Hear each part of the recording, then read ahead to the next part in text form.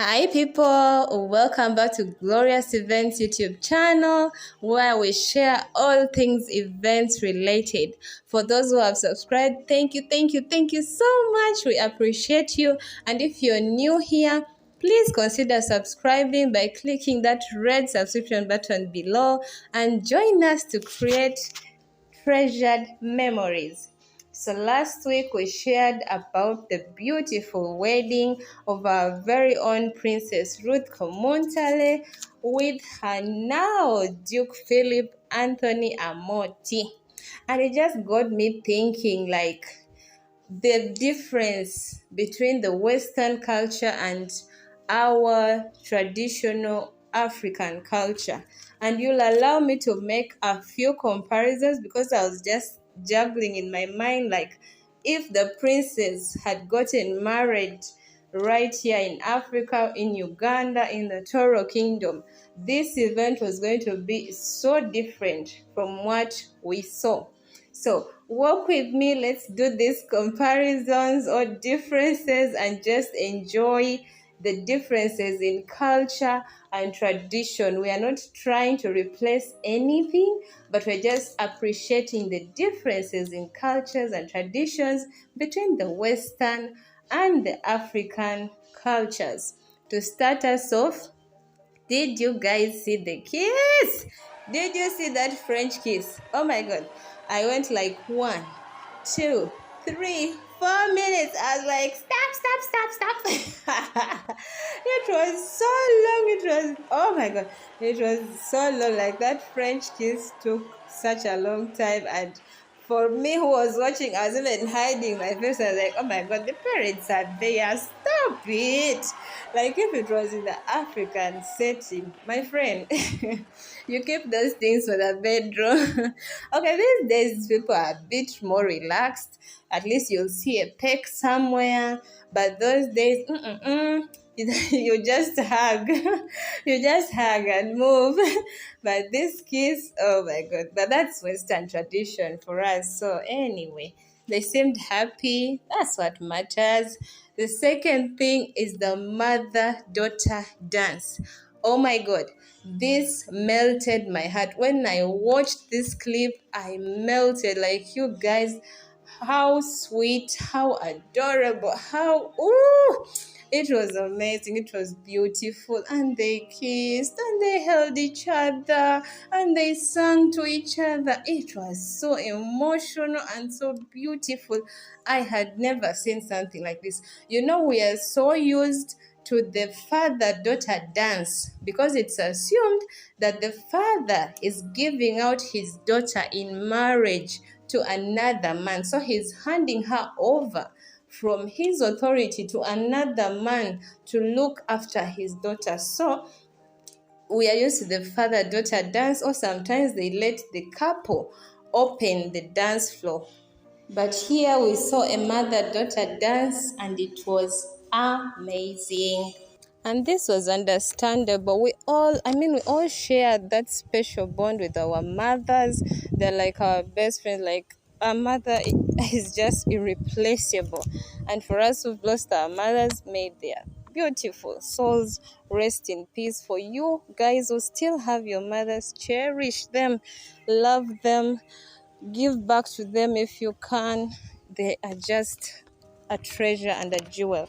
So to give you a brief background, the Queen Mother Best Kavoyo was married to King Patrick David Matthew Kavoyo the late, who passed away and left her with 3 kids. She had King Oyo Nyimba Kabambaiguru, she had Princess Ruth Komuntale, and she had another daughter called Princess Cecilia Komucheya, who unfortunately died of leukemia at a young age, and thus these two remained as siblings alone.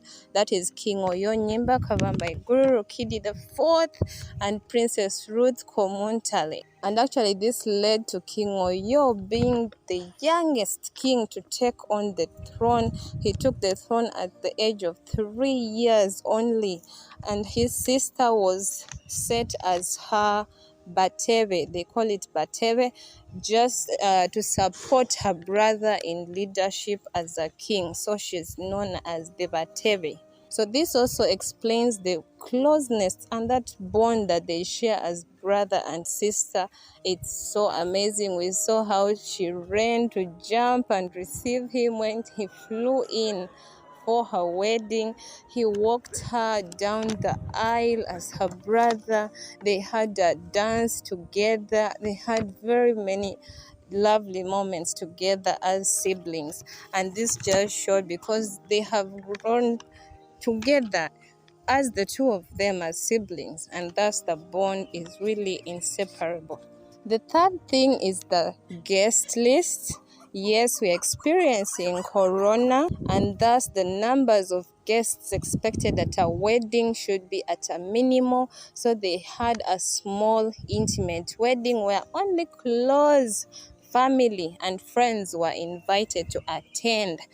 Vis-a-vis, if it was a traditional African affair, it would have been the whole community.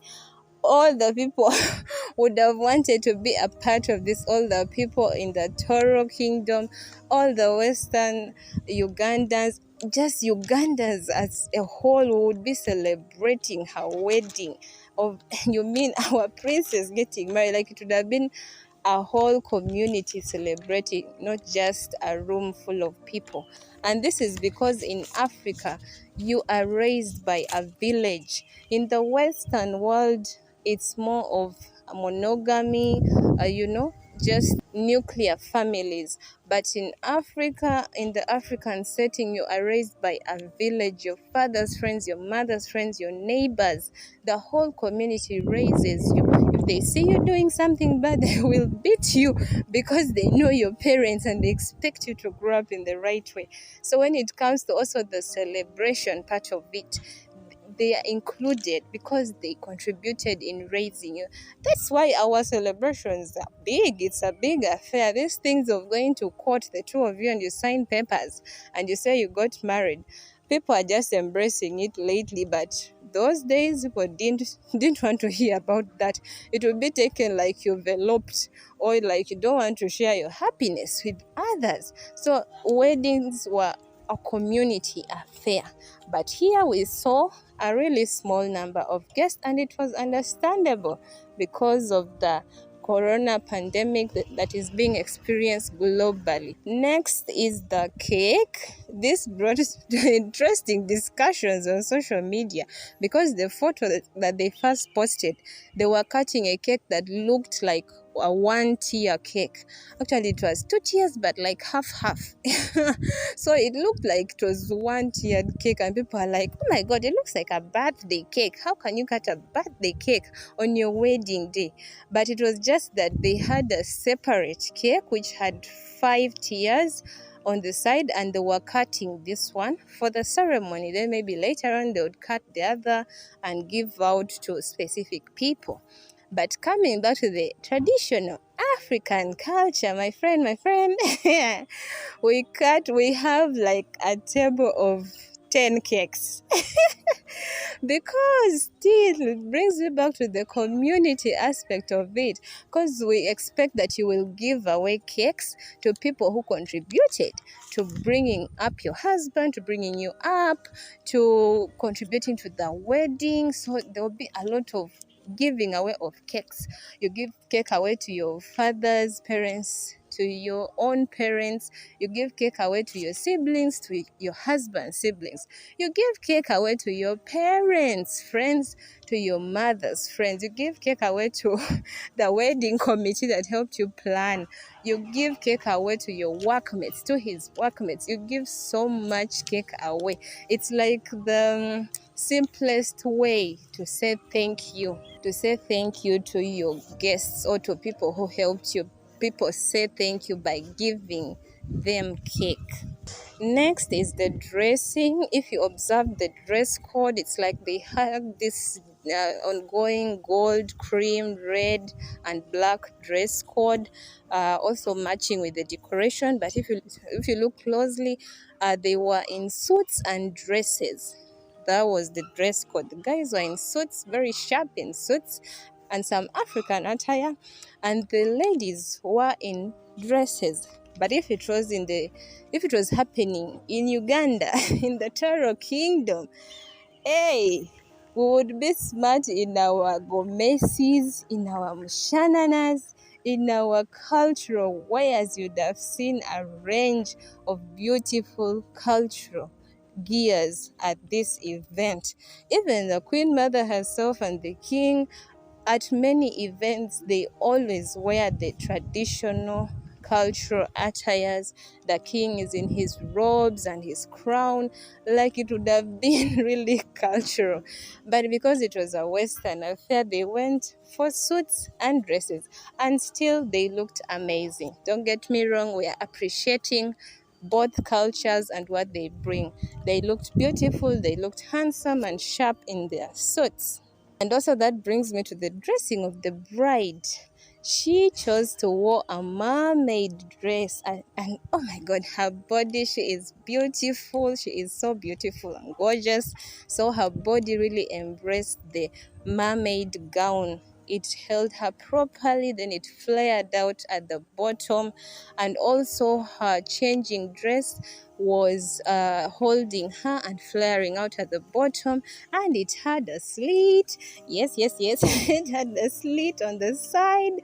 So she was very modern, chic, and unique compared to if it was in the African setting. I think she would have been expected to cover up a bit more. She would have been expected to cover up her shoulders a bit more, her legs. She wouldn't show off so much skin as she did in this Western setting.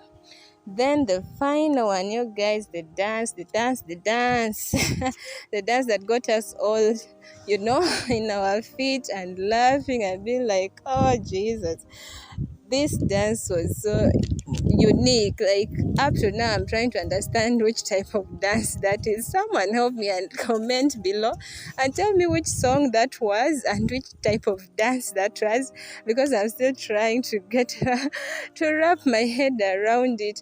Because I don't know if it was their own dance formation, brother sister thing. I don't know if it's a dance in that song, but it was amazing. It was nice. It was good to see the king let loose, because we are so used to seeing him very serious. He doesn't laugh, he doesn't let loose, and rightfully so, because of the position he holds here in Africa, in Uganda. He is a king, for crying out loud. So he's always in that serious state, either overseeing an event or presiding over something.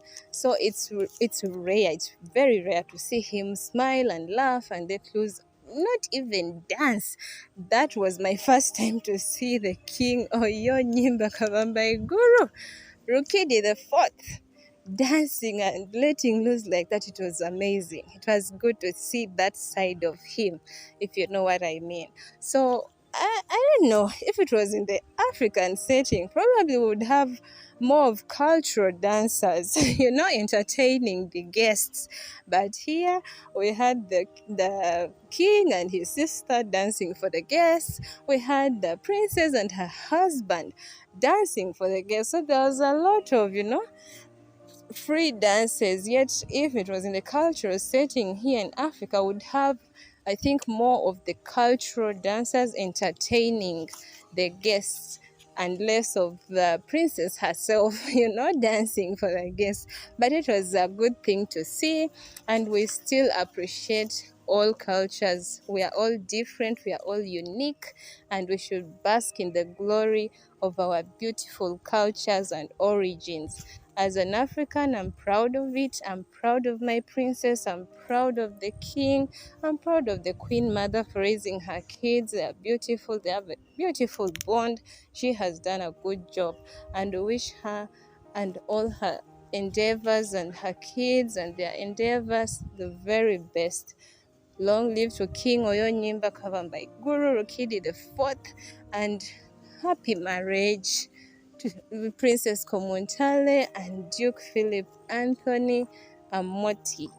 Thank you so much for watching, guys. God bless you. Bye for